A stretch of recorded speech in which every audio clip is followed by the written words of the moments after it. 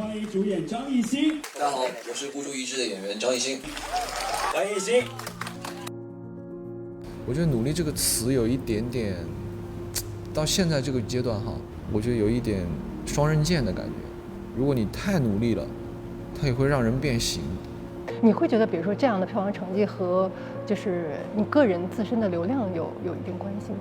我觉得是相辅相成吧，当然有帮助，但是这个帮助可能还不是最大的，因为最后还是要看观众。其实就像亚当·斯密说的那个，其实市场有一个看不见的手，那个其实才是最后真正的自由的手，那个是市场的选择。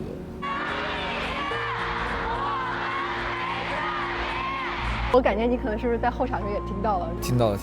其实很暖心啊，就是每一次他们这么喊，就把你眼泪敲出来。我记得几年前你当时在采访中说，你觉得那种演艺生涯就像烟火一样，但是我感觉就以你对工作的投入程度和敬业程度，就是明显是要奔着就是那种100年长青去的，就是为什么这么拼？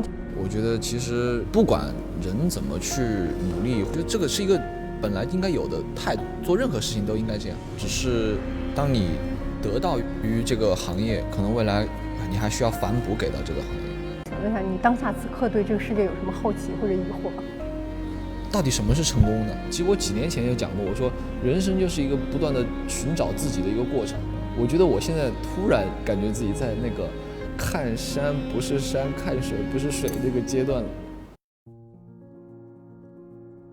我记得之前有看到，就是说当时申奥导演来找你聊《孤注一掷》的时候，还没有剧本，就是他只是给你讲了一个故事。有，见导演之前有一个很简单的一个剧本，但是我看了，就确实故事挺有意思的。然后申奥导演过来以后，他太能够感染到我了，他太优秀了，这个导演他是个天才。你是被他的人格魅力折服了？他一定有的。最重要的是他把1个 T 左右的那个资料给我看了以后，我觉得这个导演真的太认真了。努力的人的那种惺惺相惜，那个一下就感受那个化学反应就对了。他还提到就是说他带你去见那个网络安全顾问的时候，对，然后就说他就感觉你们聊着聊着你就开始就是观察模仿他了。就这种习惯是比如说演戏之后开始的，还是说很早的时候就有这种？其实我也是看了行为心理学的书，说慢慢的模仿对方。比方说我现在跟你一样，我在做一样的动作，慢慢我就能够感受到你的心境。如果要给潘生写一首就是他的人物的歌的话，你觉得会是什么样的风格？可能就写意义吧。我希望他不要被定义，也不需要被别人认可，而是你找寻到你自己。人生或许没有意义嘛，我想告诉潘生，你就是意义本身。现在会有那种特别想尝试或者挑战的角色吗？其实我觉得都可以，能够有导演能够想到我能够去试一下镜什么的，我觉得也 OK 的，就好好的把这条路走扎实了吧。其实后来回看，我其实创造了很多角色了。我也是看完那个粉丝给我剪的一个视频，是从我6岁那个欢欢开始，然后一直往后走，然后包括我还回看了一下自己的作品，然后再回头再看了一下《孤注一掷》。我觉得确实是有稚嫩的地方啊，但是我觉得，没关系嘛，更好的一定是下一步啊。出演了这么多就是角色里面，有没有哪一部对你而言就是意义可能会比较特别，或者比较难忘？其实我觉得《长沙夜生活》应该是我比较难忘的，因为我本身作为一个长沙人嘛，然后我也想把长沙的那些脱口秀演员表现得比较淋漓尽致一点。所以我跟那些脱口秀演员经常交流，问他们怎么表演，看他们怎么表演。也因为演了《孤注一掷》，然后再去演的《长沙夜生活》，就学了很多东西，所以在《长沙夜生活》里面都放到那个角色里面去了。我觉得这个角色还是能成立的，因为它也有一个链接嘛，因为用长沙话方言嘛，跟我也有一个链接在。你在表演上是属于那种就是体验派嘛？就是、体验派。我要求真听真看真感受这种。对，能自己体验不到的，比方说什么杀手啊什么这种。就可能会通过模仿，然后看他那种类型的电影去找到自己的一个模型，然后去模仿。艺兴非常认真执着努力啊，我们所有的条数都是我 OK 了以后，他说那我能不能再来个那个，再来个这个，不停的给我们新的启发。然后每天拍完戏之后，他还要回去学习、上网课、健身、练舞等等等等，他基本是剧组睡得最晚的一个人，睡得最少的，起来的最早，每天出工的没有一次迟到。我感觉你拍戏的时候就会特别的专注和投入在这上面，因为前段时间我们听说就是拍那个就是成龙大哥那个传说，就是说腰还受伤。没有，他其实我的腰是旧伤，我就一直有这个腰的这个旧伤，因为腰椎间盘突出嘛，然后他时不时就会犯。对，所以就对我来说就是会有难度，但是我觉得就是，没关系，我觉得这种都应该的，因为只要让大家看到这个作品是好的，我觉得其实不用太去关注背后发生了什么。对对对，我希望的就是你们记住台上的这位演员以及或者是歌手就好了，台下发生了什么就让它发生了吧，这些东西是我应该扛跟应该承受的。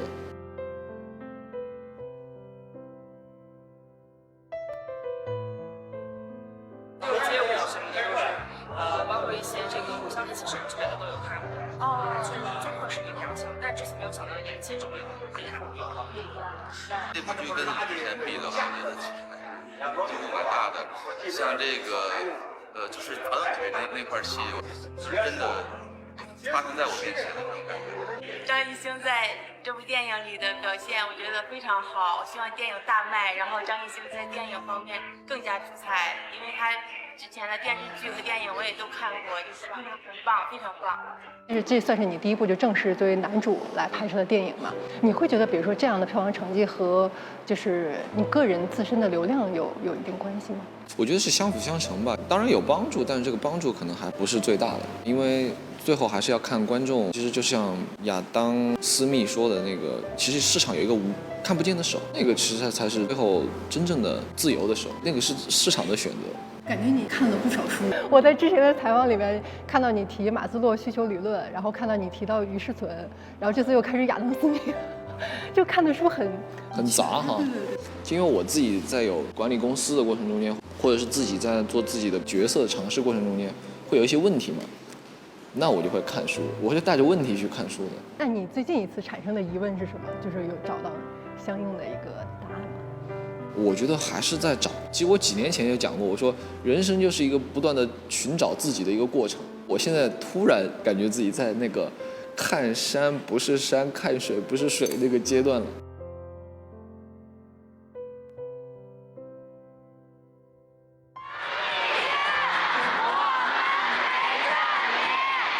我感觉你可能是不是在后场时也听到了？听到了。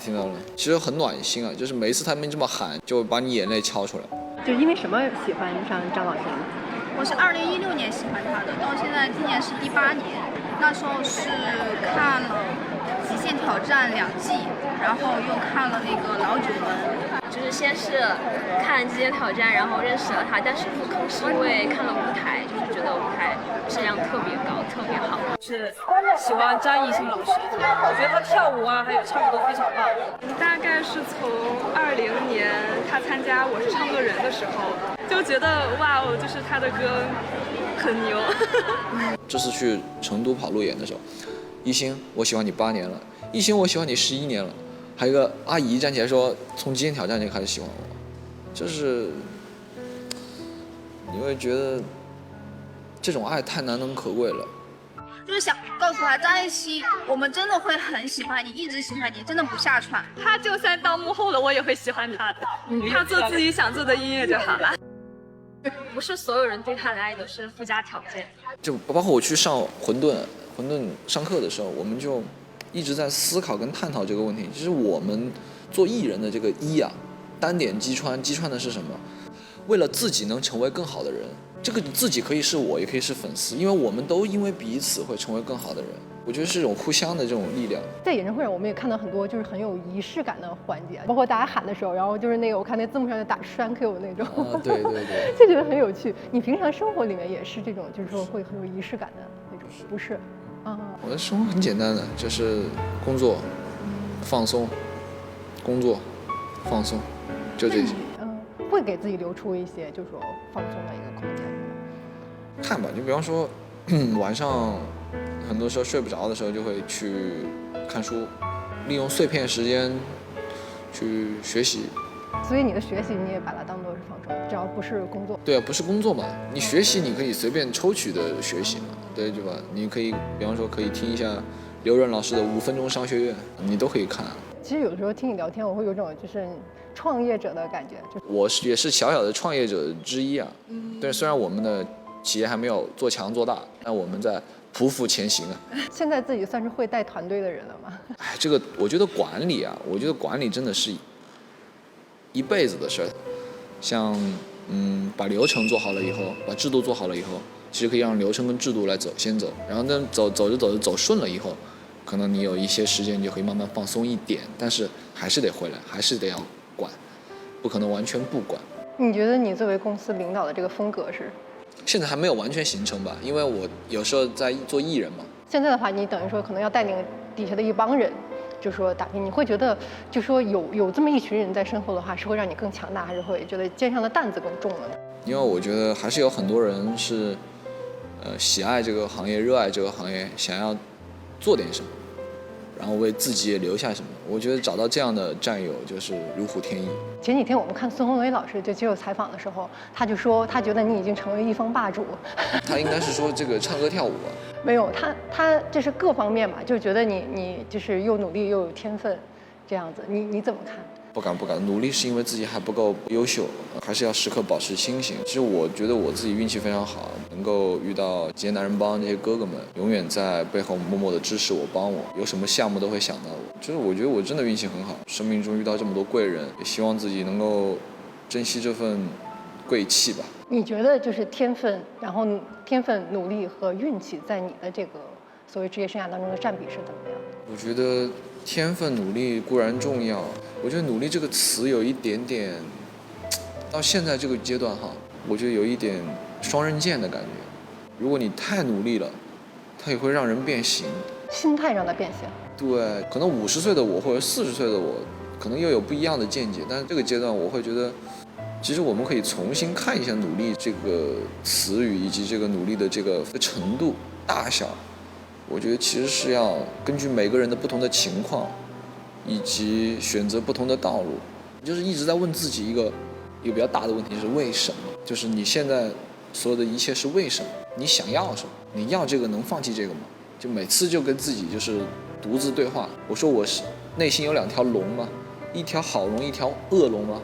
他们在不断的打架。我看到了以后，我就会自己去复盘。我觉得最佩服我自己的就是，当我6岁还是7岁读1、2年级的时候，我就问过自己一个问题：我为什么不是一只鸡？我为什么不是一只龙？我为什么不是个鳄鱼？我是个人。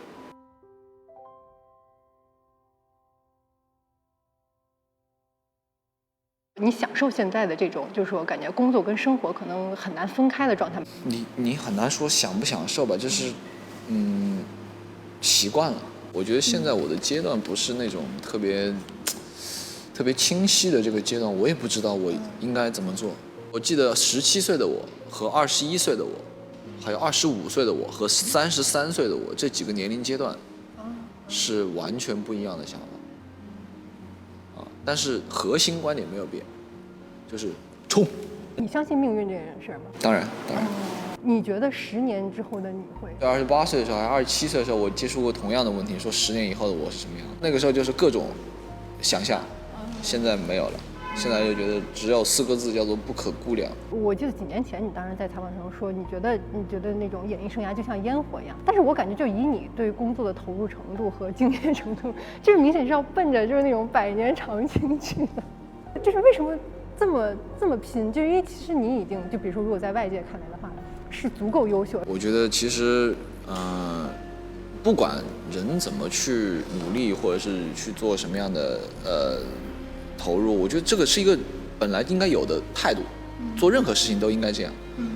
只是当你得到于这个行业，可能未来你还需要反哺给到这个行业。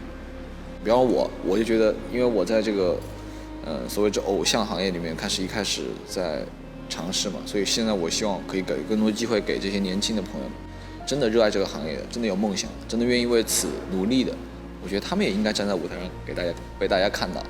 我个人觉得吧，真的就像烟花一样，你再努力的绽放完了以后还是掉下来，这是很不可逆的事情。明白。对，我只是在做我应该。就是你要是按人类历史来讲，那每个人都是。对啊，你都是一个知道终点的旅途，为什么你要走呢？为什么你要努力呢？所以至少我们在这个过程中，可能真的就像他们很多这种书里面说的一样，就是活在当下，要在当下过好当下的，做好当下的每一步。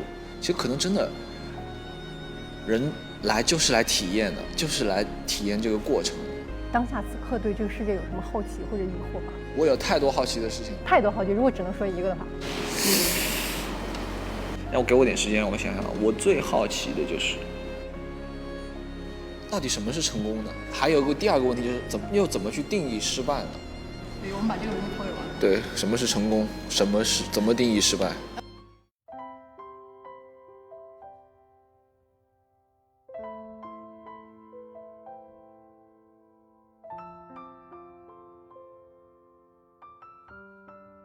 我觉得今天我很开心的一件事是什么？就是您和这个摄像的这个小姐姐穿了紫色。哦，熟悉的颜色一般还是多少会有点亲切感，就不那么陌生。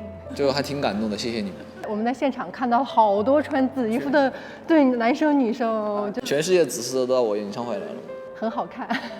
谢谢，你们穿的也很好看。谢谢。